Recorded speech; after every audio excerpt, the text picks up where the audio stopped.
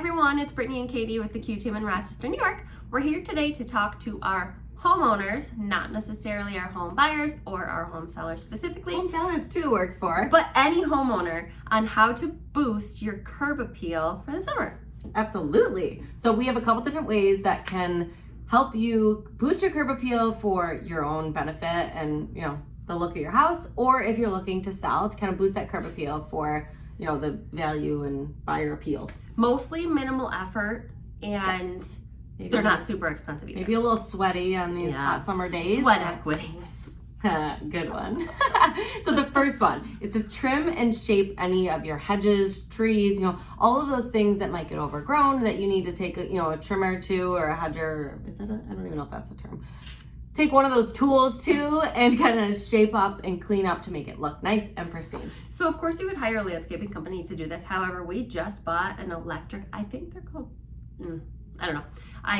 It was like Clearly we were the ones that Lowe's, used it. like a Lowe's pickup that I did. But it was like an electric one. They also have gas ones. For like $30 or $40. So easy. And it wasn't that expensive, and it did exactly what we needed to, and we probably would have paid a landscaper a couple $100s to do that. Yep. Another thing is to keep your lawn mowed.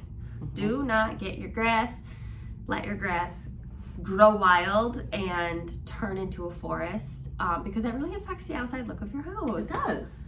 And gives you extra bugs. You're right. We don't want that. I know. The next one is to remove any dead branches or brush, any of that stuff that ends up, in your trees, the ones that are actually on your trees that are dead, that, just kind of sore to the eye, or the ones that have fallen. Sometimes you get those windstorms, and I had the last windstorm we had, I think I had twigs all over my yard. It just made it look terrible. So clean those things up, and it will spruce up the whole appeal of the outside. If you have ambitious children, I don't, but if you have ambitious children, like when I was a kid, my mom used to say, like, go pick up all the sticks, and for every stick you pick up, you'll get 10 cents or whatever. And there were a ton of sticks, so we would make a few dollars for picking them up, and she got a clean yard. So it was a win-win for everybody, because $3 when I was 6 was like a lot of money.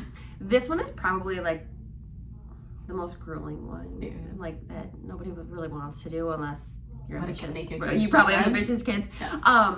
Power washing your deck, your patio spaces, and possibly restaining them or repainting them if it's needed.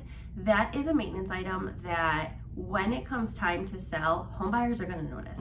So if you have beautiful deck space, but it's all peeling, it hasn't been maintained for 5 or 7 years, buyers are gonna think there's something wrong with it, right? Which it is such a pain, but that's just like a maintenance item. That's the worst one of this whole list. And it can detract from the buyer seeing it as the great entertaining space that it is. All of those like great things that come with having a deck that is wonderful to use, especially in the summertime. It can kind of detract from that when a buyer just sees it as, this is gonna be a lot of work, or is there a bigger issue in there? Is this wood okay? All of those type of things. Last thing to do, which is a great thing that is not... It makes the biggest difference, I think. I think so too. New mulch. Right. Mulch everything. Fresh mulch should just really kind of is like the finishing touch on your landscaping. So kind of, you plant those fresh flowers or plants, or you clean up your hedges, fresh mulch, you're gonna be like... You're gonna drive by your house and be like, dang, that house looks nice. Like, I want that house. Right? Oh, it's fine. It's mine. I'm fine. I'm home. So these are just a couple of things that you can do to kind of boost your curb appeal. We have a long list of other things that we, go through with our sellers or our, clients that have bought in the past that want to just know, like, what should I do to my house to kind of spruce it up? So reach out, and we're here to tell you what those are.